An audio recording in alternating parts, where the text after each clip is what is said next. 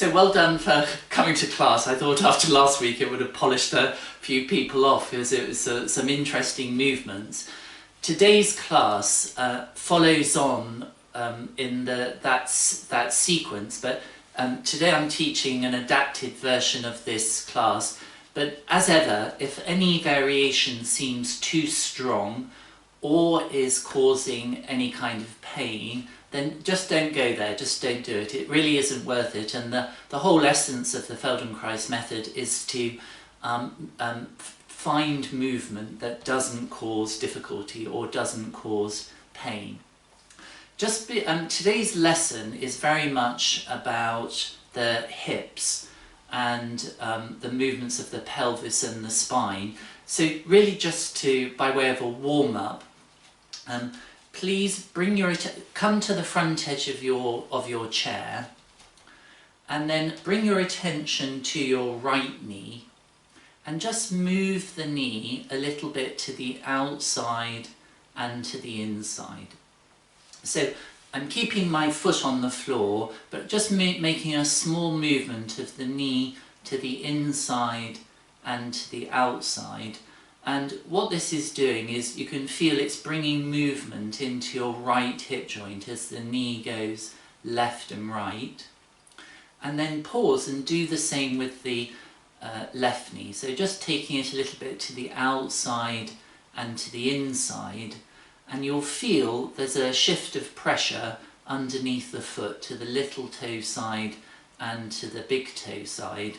But we're achieving that shift of pressure from a movement in the hip joint as opposed to deliberately doing a movement in the ankle joint. Good. And then pause and please bring your right foot forward. Just make sure you can see my foot. Just you bring the right foot forward just a little bit and then just lift the front of the foot and think that you're turning the dials of a clock that's on the floor with the big toe. So just generous smooth circles with the big toe, and you can feel, if you're allowing the knee to move, how this movement of the clock is travelling into the knee, and also it's beginning to bring movement into the right hip joint as well. Now once you've done a few circles in one direction, then just reverse the direction of the circle. But allow the knee to respond to the movement. So you're not fixing the knee in place. And if you allow the knee just to be soft and free in that way, we're actually bringing a lot of movement into the hip. Now pause and then change feet. So have your left foot just slightly forward and then just lift the front of the foot. And then think of tracing some circles, turning the dials of this imaginary clock. And again, just allowing the movement to reverberate up into the knee and into the hip joint. And then once you've done a few in one direction, then just reverse the direction of those circles. Good. Just nice, free, loose movement. Good. And then pause, bring that foot back to standing. And then bring your attention back to the right leg and the right foot, and see this time, can you lift the big toe side of the foot and then lift the little toe side of the foot. So you lift first the big toe side and then the little toe side, and you might find that what's happening is your knee is doing a big excursion to the left and the right. So see if you can keep the knee fairly quiet and still in space. You can always have that hand on the knee just to remind it to stay still. So we're just preparing, warming up the ankle. You can feel we're shifting the pressure to one side of the foot and then the other, but this time we're doing it from a movement in the ankle and the lower leg as opposed to moving the knee. Good. Now once you've done a few on the right foot, bring your attention to your left foot. And again, see if you can keep the knee fairly quiet as you lift the big toe side of the foot and then the little toe side of the foot. Usually what happens is people find it quite easy to lift the big toe side, but more of us less accessible to lift the little toe side of the foot. So you just do what you can comfortably do, but check as you're doing this that you're not gripping the jaw or holding the breath. Good. And then pause, and then keep your left hand on the thigh, and just reach your right hand down the lower leg of the right leg. So you're just you're stroking the hand down the lower leg, letting the head come forward and letting the head be loose, so you're not trying to hold it up, just a few. And then pause, and then do the same with the left hand on the left lower leg. So you're just sliding it up and down a few times, just really to help prepare the back for some of the movements to come. And now pause, and then bring your right hand over onto the left leg. So you just take it over to the opposite leg, and then just see if you can slide the hand down the lower leg, so you can go down the front of the shin towards the foot and the floor. You can go to the outside of the leg, you can stroke down the inside of the leg, and even down the back of the calf. And then pause and bring your left hand over to the right leg. So just change the position of the ribs, and then just begin to slide the hand down the lower leg a few times. So just nice, easy breathing. And then begin to stroke down the outside of the calf towards the inside of the calf, and then towards the back of the calf. Good. Good.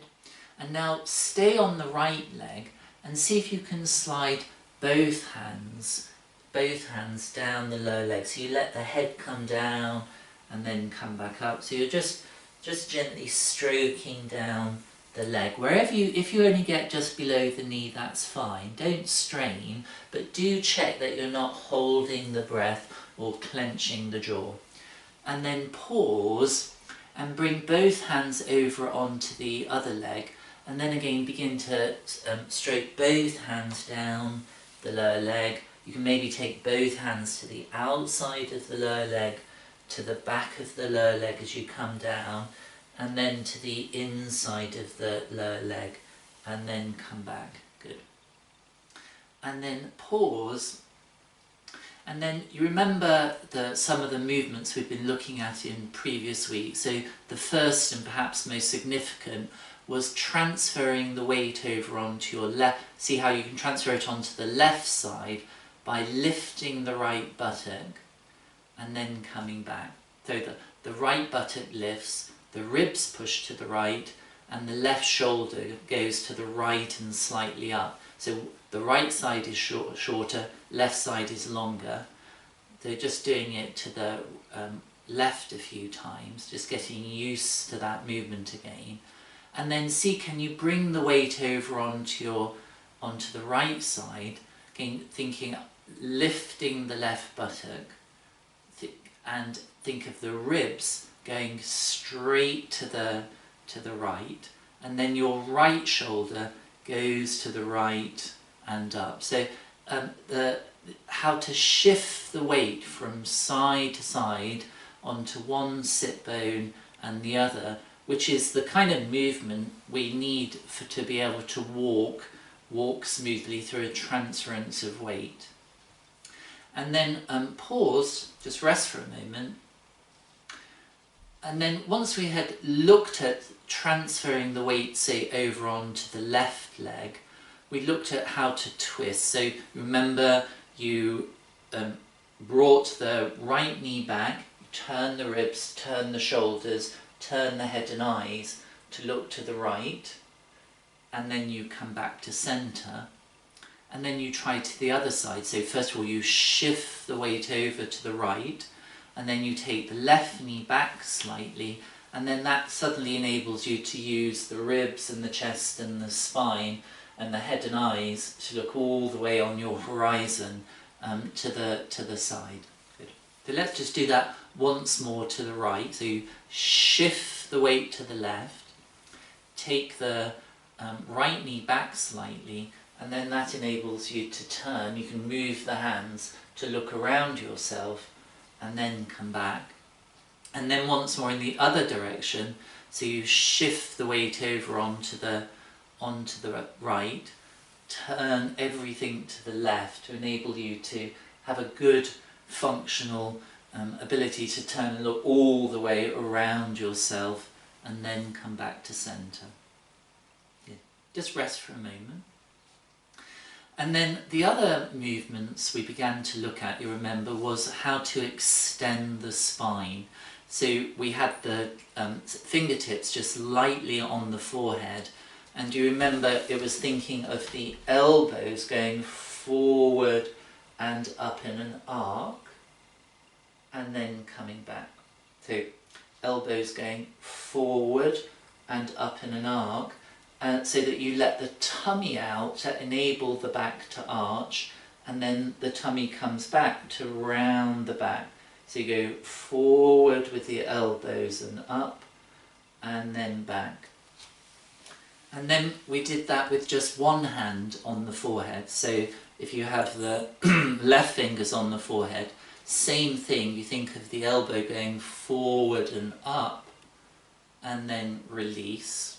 Okay? Forward and up, just looking up as you extend the back. And then we did it with the other hand, so the right fingertips on the forehead. So again, you think of the elbow going forward and up. So you're trying to get an even arch in the spine. There's this shift of weight forward as you're looking up, so that this movement isn't just happening in the neck, it's actually integrated into the whole of the movements of the spine. Good. And then, do you remember last week we had so if you bring the left hand onto the back of the head, and we thought of rolling the head so that you're looking to the elbow, to the left elbow, and you think of that elbow going to the side, up and back to extend the spine in perhaps a more dramatic way. So again, you think of turning the head with the hand to look at the elbow, and you think of the elbow going to the side, up and back to extend the spine. So just by way of review, let's do that on the other side. So you have the right hand on the back of the head. You think of rolling the head so the eyes turn towards the right elbow. You think of the elbow going to the side, up and then back to get this, I think it's lovely extension arch in the spine, and then come back. And then again just roll the head, turn the head and eyes to look towards the elbow, and think of going to the side, up and back to get this lovely movement, this lovely extension going on in the spine. Just pause and take a rest for a moment. So just a quick review, and also just using that by way of a warm-up for some of the movements to come. Now, see, this time, can you interlace your hands? So interlace the fingers of the hand right to the roots if possible, and then bring the hands behind their head. Okay. And then think of taking your arms so that the right elbow comes down and the left elbow goes up, and then come back. We're just going to stay with this direction. So the arms, the left elbow goes up, the right elbow goes down, and you're trying to move the hands to the side of the head and then come back.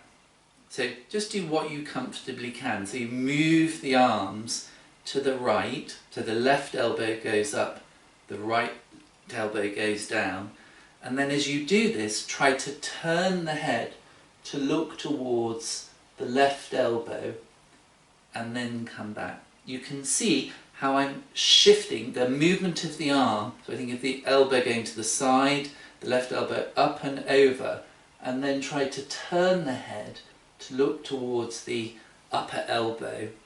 And then once more you turn the head to see the upper elbow. Good. And then just rest for a second. So, of course, if you've, I know that some people in the class only have a use of one arm, so it's something you can do with the one arm if the one that you have use of. Yeah. Now, pause. Please come again to the front edge of your chair.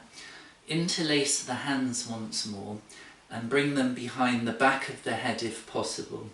And then same direction, you take the left elbow up, the right elbow down, but now see if you can look at the elbow that's going down and then come back. So the arms go to the right and you're looking down at the right elbow and come back. So your arms go to the right, you're looking at the right elbow and come back. And then see if you can alternate looking once at the left elbow, come back, and then once at the right elbow and come back. So once to the left elbow and then once to the right elbow and then come back. Good. And then just take a rest. So strong position for the arms. So just do take things easily. And really, I can't stress enough, don't force anything. These lessons are worth repeating once you've sort of had your initial introduction to the lesson. And don't forget, I've been practicing this lesson all week, so I'm sort of much more familiar and had an opportunity to practice the movements. Now, please interlace the hands again, and maybe just change your habitual interlace. So, for me, it's usually my right index finger is on top. So to change it, I bring my left index finger on top. And then bring the hands once more kind of behind the head. And now think it's your right elbow that's going up, the left elbow down, and then come back. You see, it's that side bending action we were looking at in the very first of this series. So the right elbow goes up and the left elbow goes down. And then see, could you begin to look towards the upper elbow, the right elbow, as you take the arms to the side. So that whole right side gets long, the left side gets shorter. That's it, just a nice easy rhythm. And then begin to look to the lower elbow a few times. So again, shifting the weight, looking to the lower elbow. Good. And then begin to alternate once to the upper elbow and then once to the lower elbow. Just allowing that shift of weight. Good. And then please leave it alone and take a good rest. So come back on to rest on the back of your chair if you have one. And just notice how that all feels. It's a great lesson, this, because what we're actually doing in the variations, I'll just explain, is we're causing through the movements the pelvis to shift constantly, which means that we're inviting parts of the body to move that might not have been moving for some time, and it's a very functional lesson for those people who have difficulty putting socks on and things like that. There's a lot of movement in the pelvis and the hip joint. Now, please turn your right knee out and bring that foot so it's just to the inside edge of the other foot. So just to the inside edge. So that knee just falls out to the side a little bit. You want to make sure you're well seated on your chair for this. And then have your left hand on the left knee. Good. And begin to reach your right arm forward and then come back. So forward, and then come back. I'll just show you that from the side. So going forward and back. Look at your hand as it reaches forward, and just check that you're not reaching down to the floor. So you want to go as if you're going straight forward with the arm, and then come back. And then now that you've got used to the movement, begin to take the arm as if there's a protractor in front of you, and you're just exploring different angles of reach to the right. Good, wherever you get to is good. And then you come back and go forward. So we're sort of just, if there was a circle, a clock in front of you, we're just going to whichever hours of the clock you can reach. So again, extending the spine. Good. And then pause, just rest that arm down. And then bring your right hand onto the left knee. Bring your left arm forward and begin again to come forward a few times. So just going forward, the arm is at shoulder height, and then you begin to go, just explore different angles. Just be careful, I'm on a stool which is quite a narrow base of support, so you check that your balance is okay, and then we're reaching in different directions. You can feel perhaps each angle of reach of the arm. Can you feel the weight shifting through the pelvis to the front and to the back of the pelvis? Good. Just rest the arms for a second. And now see if you can bring both, interlace both hands again, interlace both hands, and I'm going to turn my palms towards the camera, towards the screen. I find it easier. You can always keep the hands together. And now begin to reach both arms forward and come back. So again, I'll just show you that from the side, reaching both arms forward and back.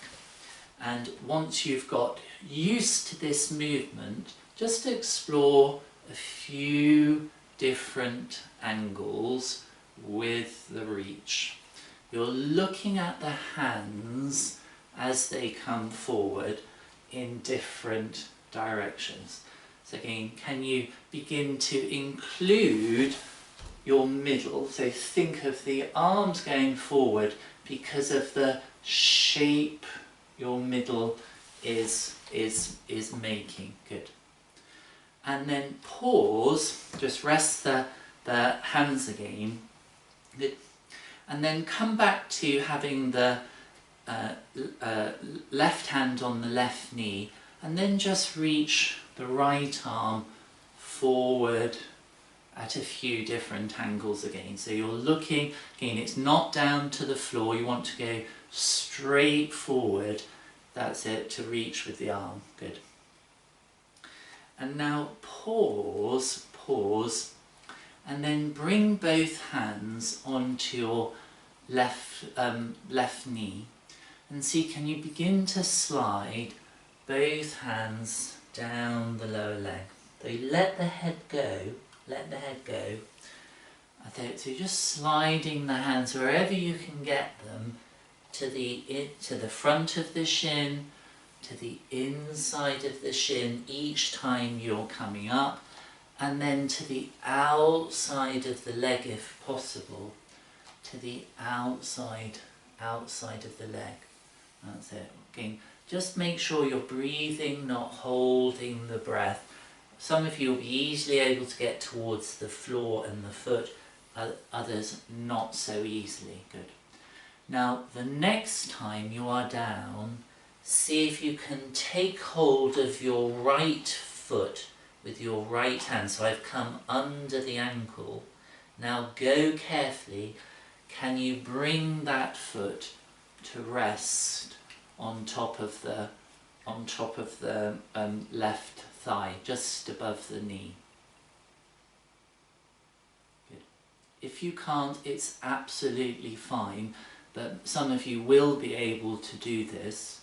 If you can't bring it to there, then stay with the foot down. You'll still get a very good movement in the hip joint, but for others they're perhaps able to bring the foot onto the thigh. Good. And then if you are able to do that, or you stay with the earlier variation, see if you can begin to slide both hands down the lower leg. Again, you might only get an inch down, you might only get to the knee, so okay, wherever you get to is good, but see, can you slide the hands down the lower leg? That's it, don't force anything, you're always looking for a movement that doesn't interfere with the breath. The improvement will come, the flexibility will come, if you listen to the breath, so just staying within an easy range. I've just realised I could actually, sounds a bit gross, I could actually put my big toe in my mouth. If I so wish, but I don't want to. Good. And then pause, carefully undo the legs. Good. Just bring that right foot forward again a little bit.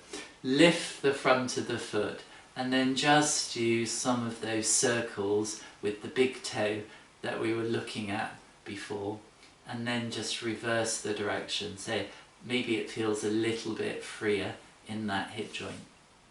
So just pause, take a rest for a moment, and then please bring the left foot just so it's resting to the inside edge of your right foot, so that knee falls out to the side.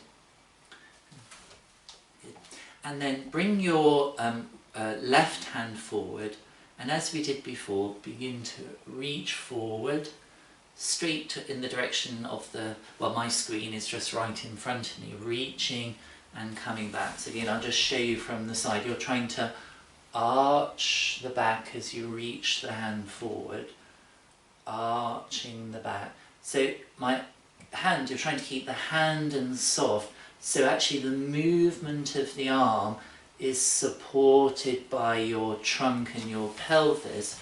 And now begin to explore different angles. You imagine this protractor sort of hovering in front of the face, and you're just trying to reach different angles out in space. So you come forward and back. Whoop, have to be more careful to the side. So again, looking towards the hand, that's it, as you're reaching forward. Good. And then pause and change hands. So your left hand can rest on the right knee, and your right hand begins to come forward and back. You can begin to change the angle, but always stay within a space that enables you to protect your back and your breath. And you're just exploring, can you listen to, observe, notice, feel the shift of weight that's occurring through the pelvis. And if the weight is shifting through the pelvis, it means there's movement in the hip joints. Just rest for a second. And now see if you can interlace the hands once more, perhaps change the, so I prefer the interlace hands version as opposed to a fist.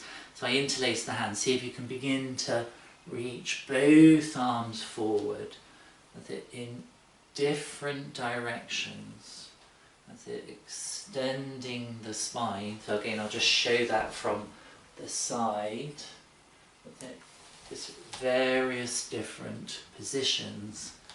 Good, good, and that's it. And then pause, come back to having the right hand on the right knee, and again just reach the left arm forward, a few different directions. So can you feel the movement in the spine? Can you begin to think of initiating the reach from your middle? Good. And then pause, bring both hands to the right leg, and then begin, as if you're just giving yourself a massage, begin to reach the hands down the lower leg, but let the head go and then come back up. And then you maybe explore the outside of the lower leg, just reaching down and come back up to the inside of the lower leg and come back up. Going down the front or the side. Do let the head go as you go down. So, and then come back up. Good.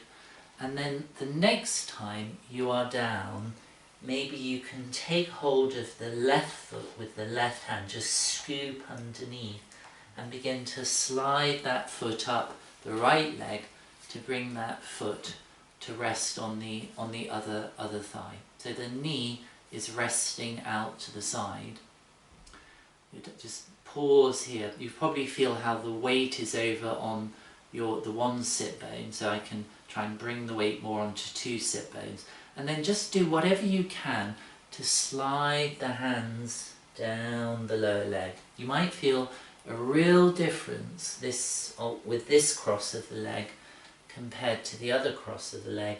If it's too much for you, then have the foot in that first original position. And it doesn't matter how far the hands go, you're just, again, exploring easy, comfortable movement. But you can perhaps feel the stretch going on in the hip. Good. Now pause, and then please carefully do the legs. Good. Now keep the feet, keep the feet apart this time, and then once more interlace the hands. And think of, again, moving your arms forward, but this time up in an arc. So it's about 45 degrees, so if the flat surface was here, you're sort of reaching them forward and up. Good. And then come back. So just practice that a few times, just going forward and up, as if someone's got hold of your hands and is just drawing the hands up towards the ceiling, and you're trying to make sure that you look up at the hands as you come forward.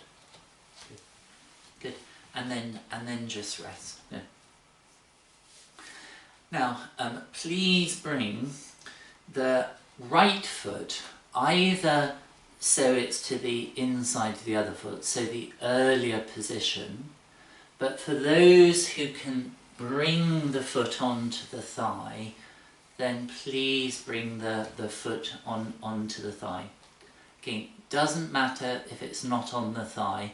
I'm relying on you all just to attend to yourself, so remember, not into pain, but if you can bring it onto the thigh, please do so.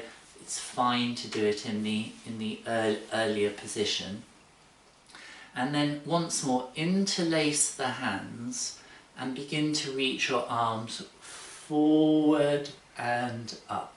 So I'll just show that from the side. So go forward and up to arch the back. Again, forward and up. Good. That's it.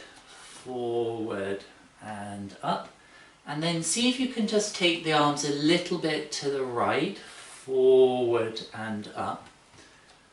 Forward and up. Good. And maybe just a little bit further to the right. Forward and up. And just staying wherever you can comfortably. I'll come back to the middle, and then just see, can you take them a little bit to the left, going forward and up, a little bit to the left, forward and up, come back to the middle, forward and up, and then again a little bit to the right, to the middle, good, and then towards the left, good, and then come back, good. Just pause as you are, and then again, can you think of just sliding the hands down the lower leg. Let the head go, so just as if you're massaging down towards the foot. Good. Maybe a little bit to the outside of the leg, maybe again to the front of the leg, maybe to the inside of the leg. Good. And then pause, carefully undo. Good. And then just take a rest for a second. So powerful variation. I am definitely going to let all my yoga students know about this variation, because it's got some really amazing stuff for their hip joints. Just try transferring the weight a little bit from one side to the other, see how that feels. Good. Good. And then please either bring the left foot to rest to the inside of the other leg. For those who are able to, you can slide it up the foot to bring it to rest on the other thigh. But please, please, please don't force anything. Stay within your comfortable range. I promise you, if you can do that, then the improvements will really, really come. Good. Now interlace the hands once more, and then begin to go forward and up. Forward and up. So you're looking at the hands as they go forward and up. See, it's to extend the spine as the weight of the trunk comes forward, forward and up. And then see, could you begin to go a little bit to the left, just a little bit, again, forward and up. Come back to the middle, good, a few times, and then see, could you go a little bit to the right. You'll notice each time you come forward how the knee just lowers a little bit. Can you sense that? It just lowers a little bit as you come forward. Good. Now pause. And then see, again, can you bring the hands onto the right lower leg, the right knee, and just do what you comfortably can to slide forward, but can't stretch. Allow the head to go so that the whole of the back muscles begin to lengthen. It's very easy to try and keep the head lifted, but allow the head to go. I can reach this big toe too. Good. And then carefully come up. Good. Allow that leg to release. Good. Just walk yourself to the back edge of the chair for a moment. Good. And then just take a rest. Just whilst you're resting. So again, a fabulous lesson. You know, many people as they get older or their mobility has been affected have real difficulty doing a functional movement like putting on stockings or shoes or socks. So a great lesson to help with the movements that are required for that. But also, and we'll come to this in another lesson, but I'll just briefly mention it while you're resting, to be able to come to standing kind of effortlessly, you need to be able to do this shift of weight forward into the feet to be able to come to standing. You see, it's this ability to move the trunk forward so the weight is over the feet to come up without having to rely a lot on the arms. But we'll be coming to that quite shortly in the lessons. Good.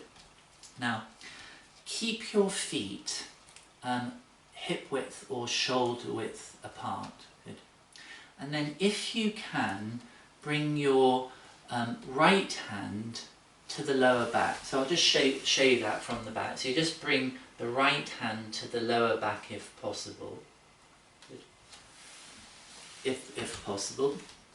And then with your left hand, begin to reach it forward to touch the floor and try and see the ceiling. And then come back. So I'll show you that from the side. I reach the arm forward to try and touch the floor as I look towards the ceiling, and then come back. So what are we trying to do here? We're trying to twist the thoracic spine. Thoracic spine is that area between the shoulder blades. So again, you reach forward to lengthen the spine, bring the hand to touch if possible, and look towards the ceiling. That's it. So again, you're reaching forward, try to turn that head and eyes, take the right shoulder back, and then come back. So again, a few more forward, try to see the ceiling, and then come back. Forward. So again, the hand, you need to think of it going forward rather than straight down towards the floor to get that length in the spine as you're looking towards the ceiling, and then come back. Good. And then pause, just rest. And then if you can, bring the left hand to the lower back. If you can't get it to the lower back, you can always have it on the hip. Again, don't strain, it's not worth it, but in the lower back. And then begin to reach your right arm forward to touch the floor between the legs, and then come back. So I'll show you from this side. So go forward, bring the hand down, try to turn to see the ceiling, and come back. So again, forward, try to turn to see the ceiling, and then come back. And again, forward, try to see the ceiling, and then come back. Good. And then just rest. And now, could you think of going for the same movement effect? You keep both hands on the thighs initially, but now see, could you bring the left arm forward to look at the ceiling, come back, and then the right arm forward to see the ceiling, to come back. So you're just alternating to turn the spine. Even if you can't reach the floor, that's fine. Just go to where you comfortably can. Good. And then just do one more each side. Good. And then come back. Good. Okay, just allow yourself to take a rest for a moment, and then come back towards the front edge of the chair. Good.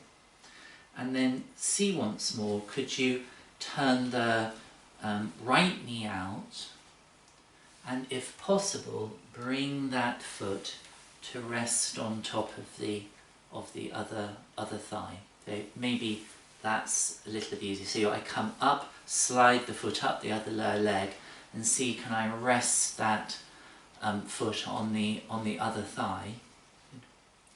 And then once more, just see, could you begin to massage down the lower leg. So you let the head go as much as possible. Some of you might be able to even touch the floor, going to the outside of the leg, and then down the front of the leg. Good. Just a few times, again, nice, easy breathing. And then some of you, so you can always take hold, so see if you can take hold of the foot with the left hand, and the right hand comes under the little gap, it comes underneath the lower leg.